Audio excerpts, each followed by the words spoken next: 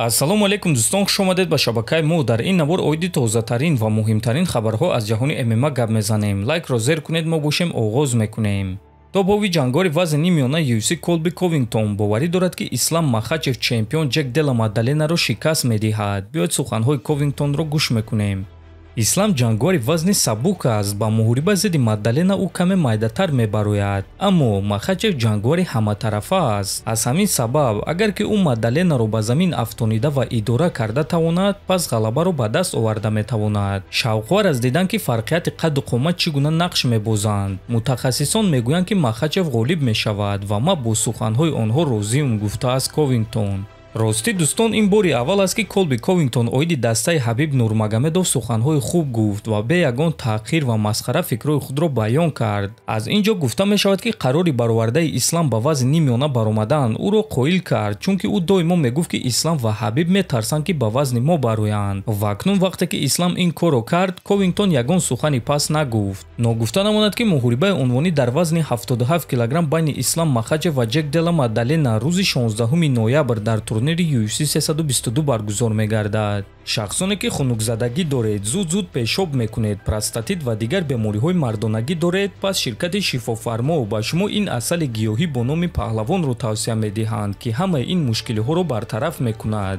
ҳамчунин ин асал тестостерони шуморо баланд карда гардиши хунро хуб мекунад ва аз ҳама муҳим, ин асал танҳо аз гиёҳҳои табиӣ тайёр шудааст ва дар таркибаш ягон гуна химикат надорад. барои заказ кардани ин асал ё барои маълумоти бештар ба рақамҳои дар рӯи экран буда занг занед ва мутахассисони ширкати шифофармо дар ҳамаи саволҳои шумо ҷавоб дода, ин асалро ба ҳама шаҳрҳои Русия ва Тоҷикистон доставка мекунанд.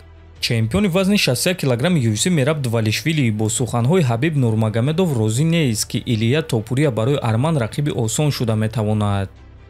ҳабиб инсони хуб аст, ӯ хеле боақл аст ва муҳорибаҳоро хуб мефаҳмад, лекин ин дафъа ман бо суханҳои ӯ розӣ нестам, чунки Илия беҳтарин ҳимоя аз текдаунҳо дорад ва ӯ гӯштингири хуб аст. ман бо Илия тамрин карда будам ва кӯшиш кардам ки текдаун гузаронида ӯро ба замин афтонам, лекин ман ин корро карда натавонистам. Арман маҷбур мешавад ки бо Илия дар стойка ҷангад, чӣ гуне ки Макс Холлоуэй ҷангид, чӣ гуне ки Александр Волкановский ва Чарлз Оливейра ҷангиданд ва ҳамаи мо дидем ки бо онҳо чӣ рух дод вақте ки бо Илия дар стойка ҷангидан, гуфтааст Двалишвили. хотиррасон мекунем ки чанд рӯз пеш Ҳабиб Нурмагомедов гуфт ки агар муҳорибаи Арман зидди Илия баргузор гардад, пас ӯ 80% ба ғалабаи Арман боварӣ дорад ва танҳо 20% ба ғалабаи Топурия. ва чӣ гуне ки мебинем Мераб тамоман бо Ҳабиб розӣ нест. худи шумо дӯстон чӣ фикр доред? оё Топурия дар ҳақиқат барои Арман рақиби осон мешавад ё ин ки баръакс Арман барои Топурия рақиби осон шуда метавонад? фикрҳои худро нависед. дуюм рақами рейтинги вазни нимёнаи UFC Шон Бреди бо чемпиони пешинаи вазни худ Билол Муҳаммад реванш гузаронидан мехоҳад.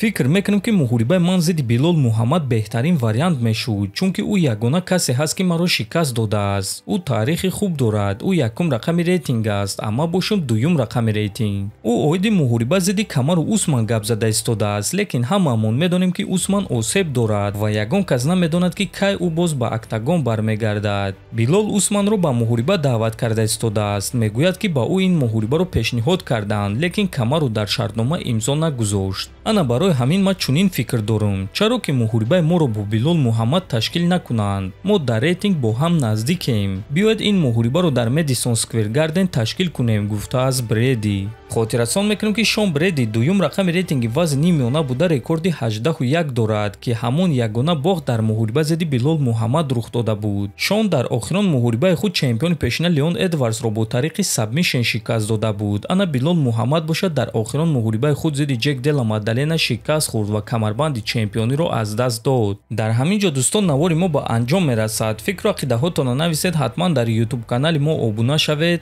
то боздид, хонободу сарбаланд бошед.